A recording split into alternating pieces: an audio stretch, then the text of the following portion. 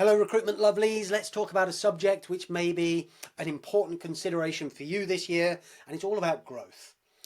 Growth is likely to be something which is on the agenda for many recruitment businesses, and that growth could revolve around different things: growth of headcount, growth of customer base, growth of profits.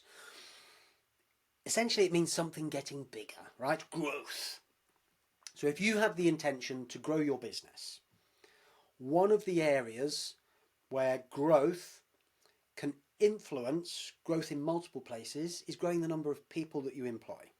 Whether you're doing that through outsourcing or you're doing it through direct employment, there is an opportunity for almost every agency to be able to grow.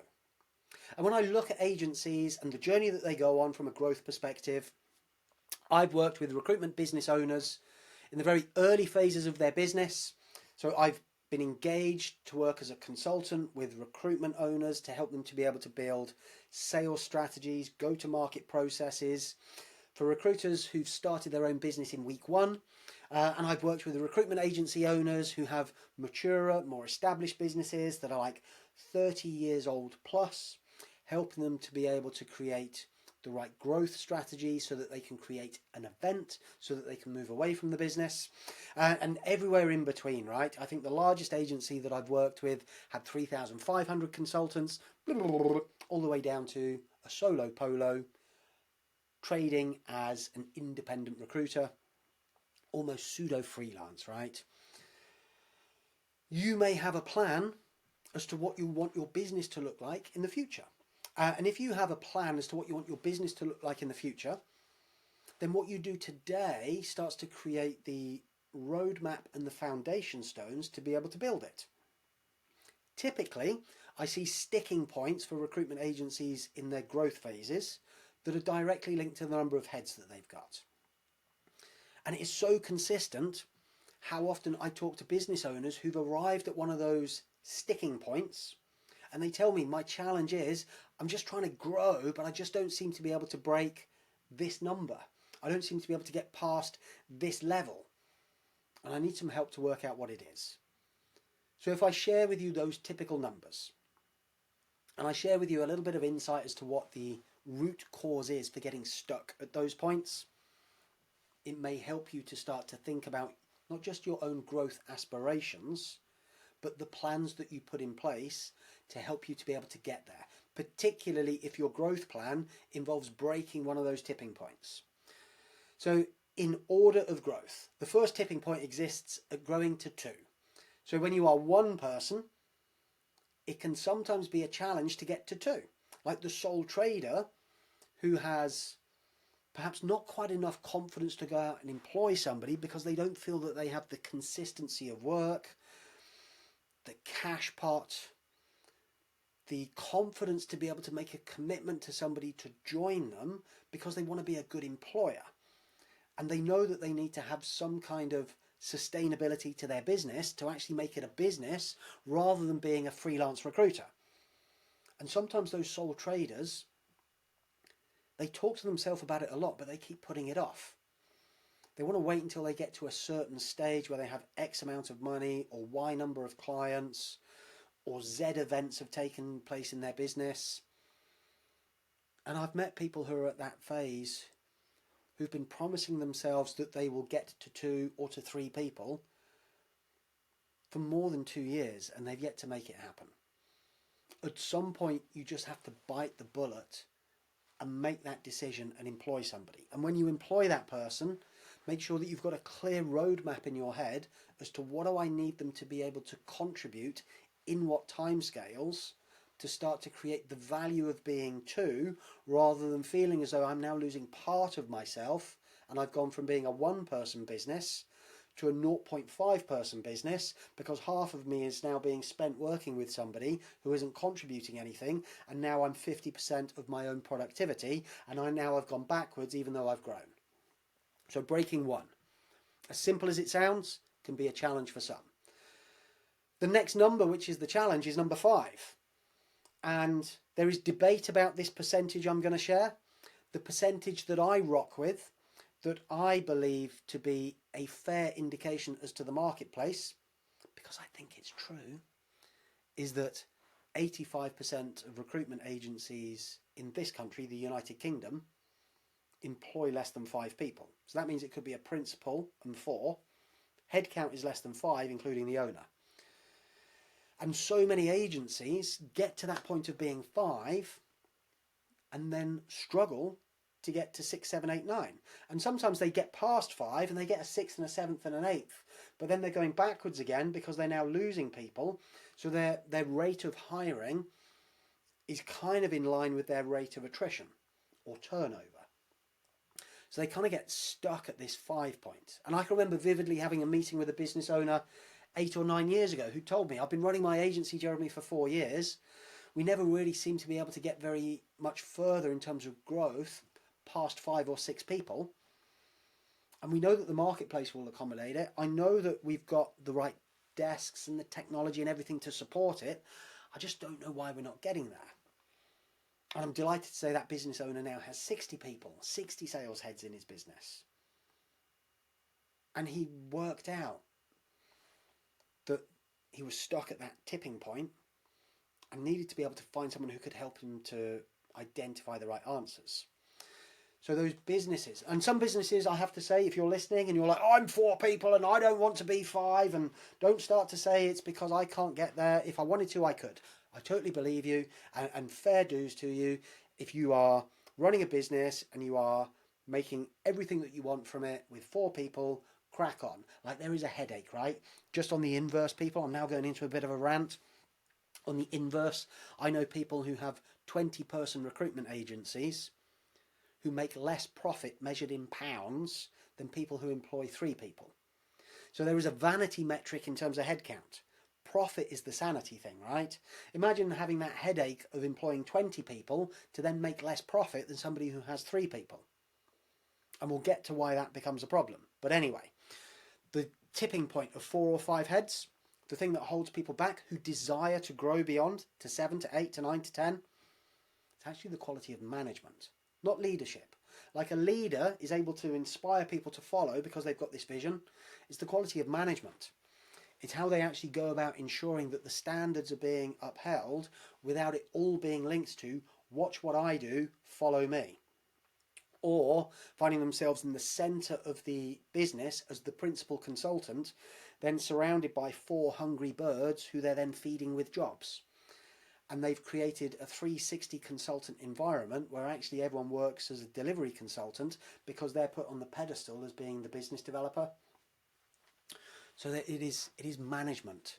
Management as a skill, management as a process, which often holds people back from being able to break that tipping point of 5.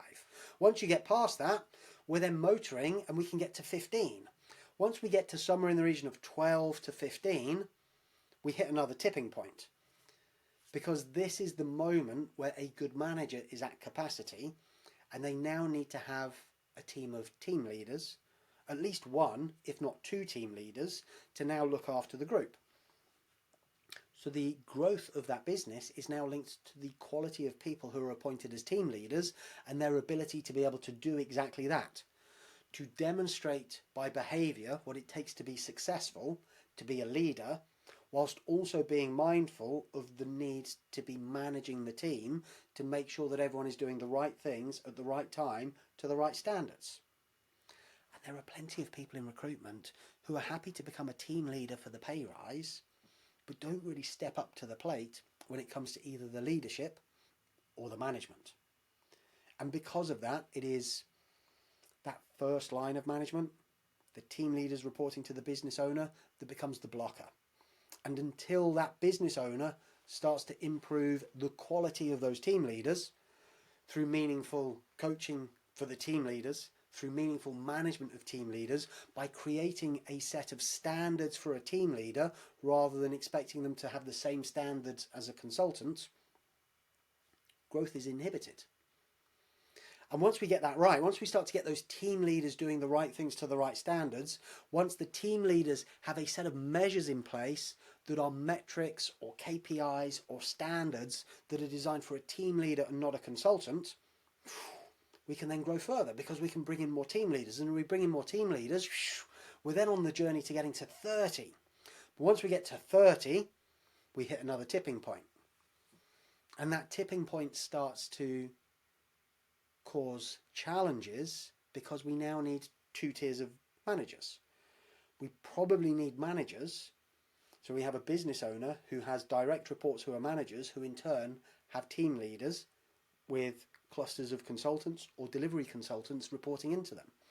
And it is that second line of management that then becomes the weak point, particularly if they're non-billing. Because when you move somebody from a billing role to a non-billing role, they might end up becoming a scorekeeper rather than a manager.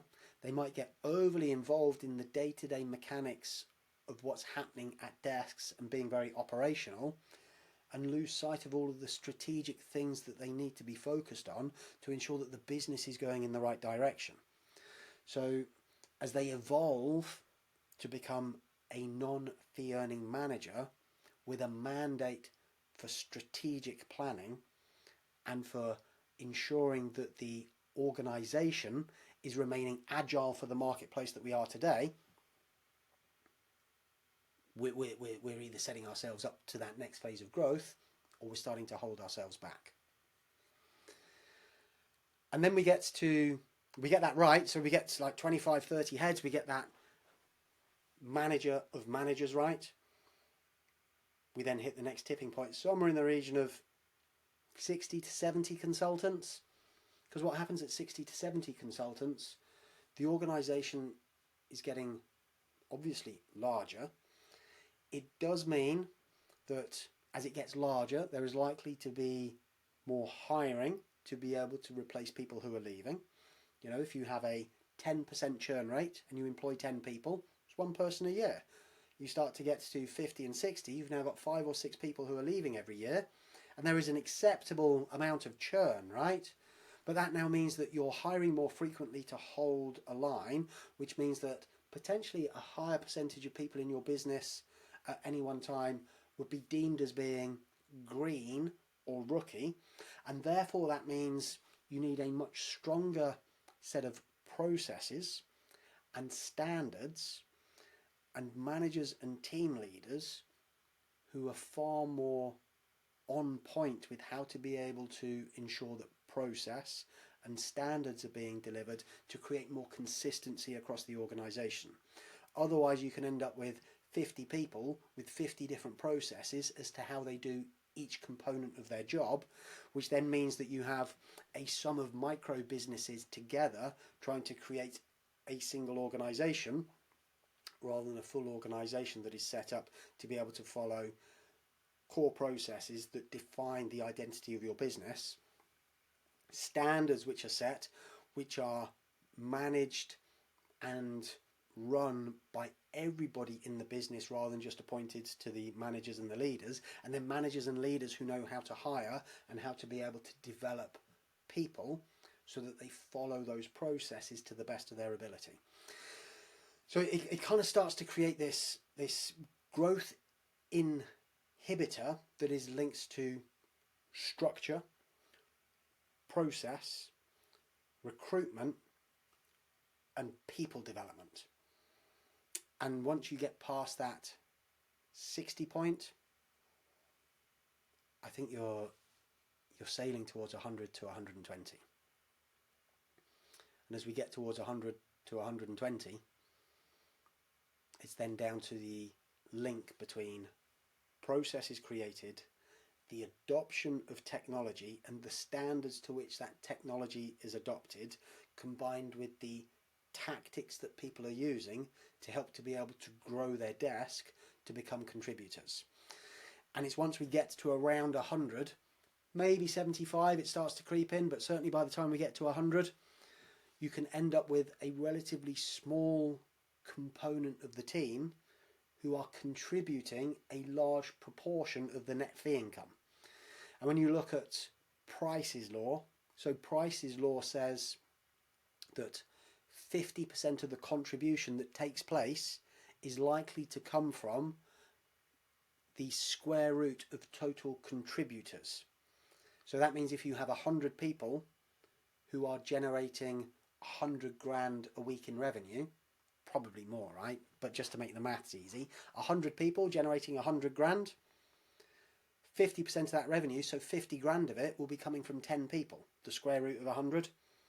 So you end up with a small cluster of highly performing, highly productive, high contributors, and then around that, a large mass of what we might describe as being the average to below average.